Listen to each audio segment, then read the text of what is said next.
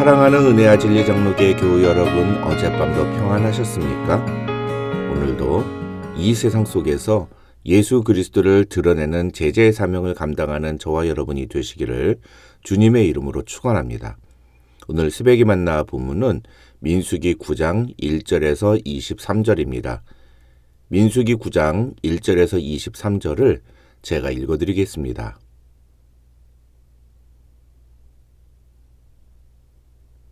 애굽 땅에서 나온 다음에 첫째 달에 여호와께서 시내 광야에서 모세에게 말씀하여 이르시되 이스라엘 자손에게 유월절을 그 정한 기일에 지키게 하라.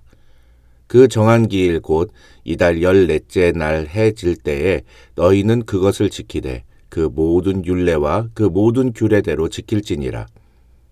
모세가 이스라엘 자손에게 명령하여 유월절을 지키라 하매 그들이 첫째 달 14째 날 해 질 때에 시내 광야에서 유월절을 지켰으되 이스라엘 자손이 여호와께서 모세에게 명령하신 것을 다 따라 행하였더라. 그때에 사람의 시체로 말미암아 부정하게 되어서 유월절을 지킬 수 없는 사람들이 있었는데 그들이 그날에 모세와 아론 앞에 이르러 그에게 이르되 우리가 사람의 시체로 말미암아 부정하게 되었거니와 우리를 금지하여 이스라엘 자손과 함께 정한 기일에 여호와께 헌물을 드리지 못하게 하심은 어찌함이니까? 모세가 그들에게 이르되 기다리라. 여호와께서 너희에게 대하여 어떻게 명령하시는지 내가 들으리라. 여호와께서 모세에게 말씀하여 이르시되 이스라엘 자손에게 말하여 이르라.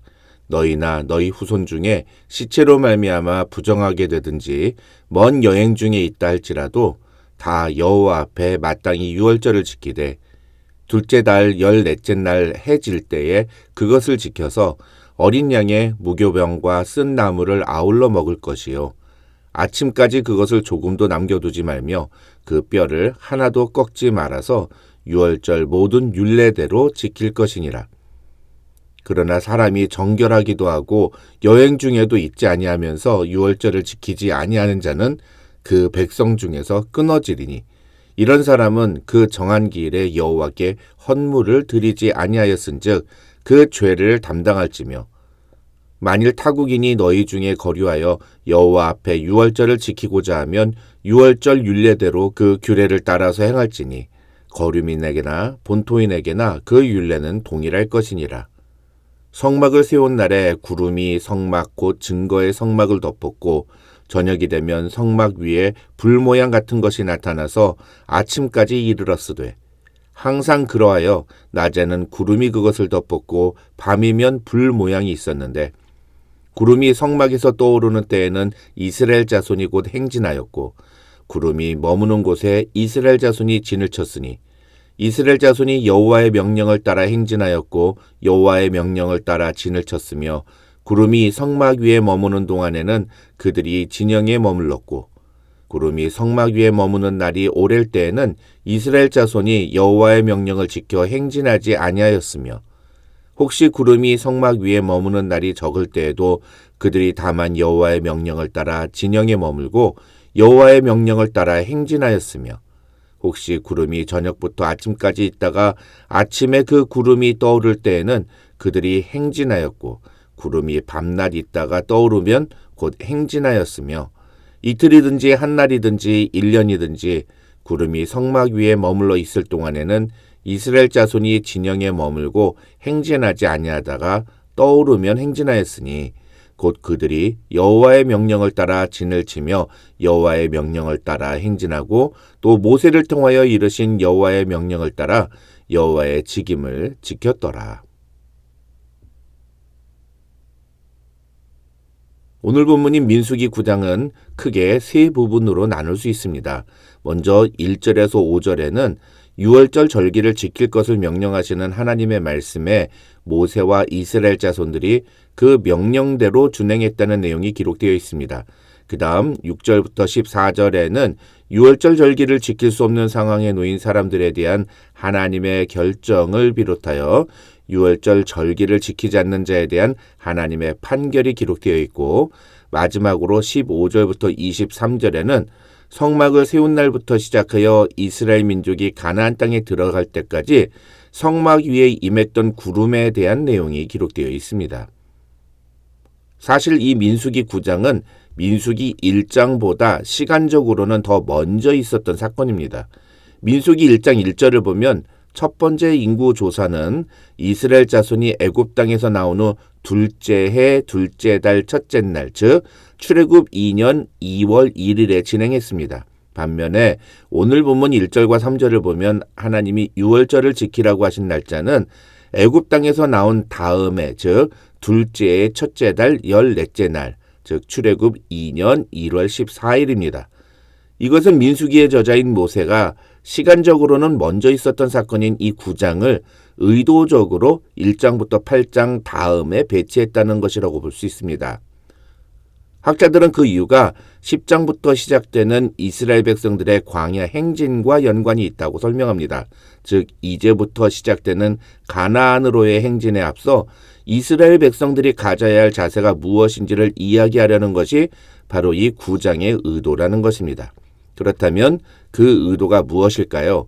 결론부터 말씀을 드리면 민수기 9장은 그냥 읽으면 유월절 규례와 구름기둥과 불기둥이라는 전혀 다른 두 개의 주제가 나열된 것처럼 보입니다. 그런데 유월절은 하나님의 구원을 상징하는 사건입니다. 그리고 구름기둥과 불기둥은 하나님이 이스라엘 백성들을 광야에서 보호하시고 인도하셨음을 보여주는 상징적인 도구입니다.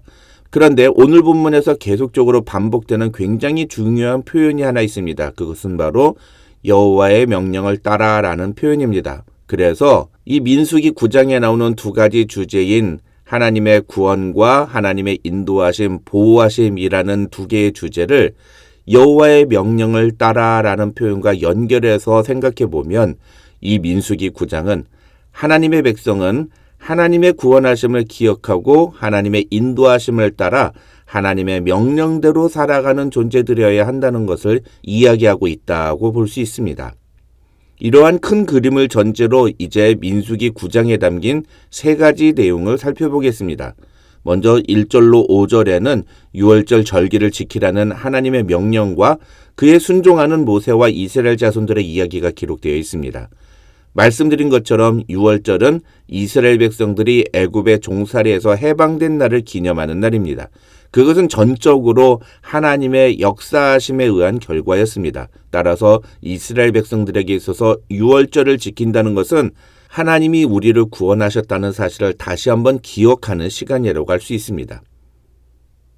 고린도전서 5장 7절에서 바울은 예수 그리스도께서 우리의 유월절 어린 양이 되셨다고 고백했습니다.